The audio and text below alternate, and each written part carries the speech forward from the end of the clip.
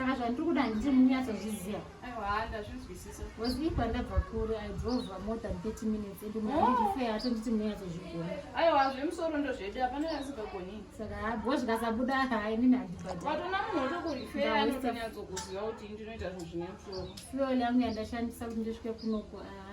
Saka wedding yamukuenda ndeyani? Ndeimwe cousin yangu ari kuchata. Okay.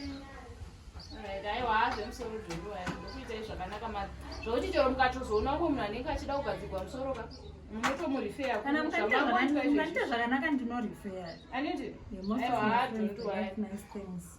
Don't worry.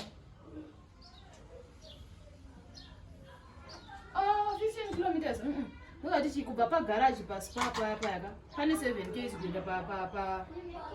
kuenda pamaflats ari kutaura hadzizi 15 km ari kutokunyenderai munhu iyoyo.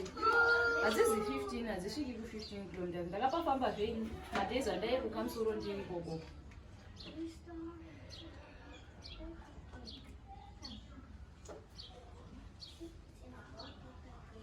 Exactly dress rangu randakatenga haiti ma 150 ndakatenga 70 rand mupepa hasviki 150 dress iri ndakati iri riri kutaurwa nemunhu kuti kwai ndariona 150 ari kuita pa 70 rand. Asikana ndeaniko?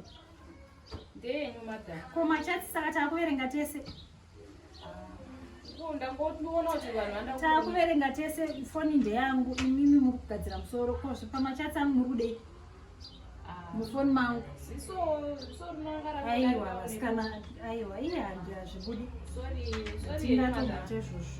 Sorry mother, anoziva nangofunga ndangona kuti vanhu vanenge foni ndeyangu machati ndeyangu imi makuderera ndanzi kubonza kutaza kuti 15 km ndangoti hameno pamwe munhu womunhu zvaari kutaura pandiri kuvhura mapicture angu nemiwa mukutaza mapicture saka musoro wacho muchakonsentrata sei kana ziso riri kufoni kwangu.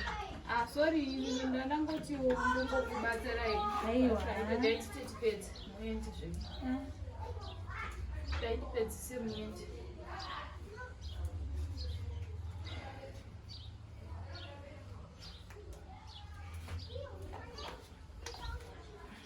Chiitai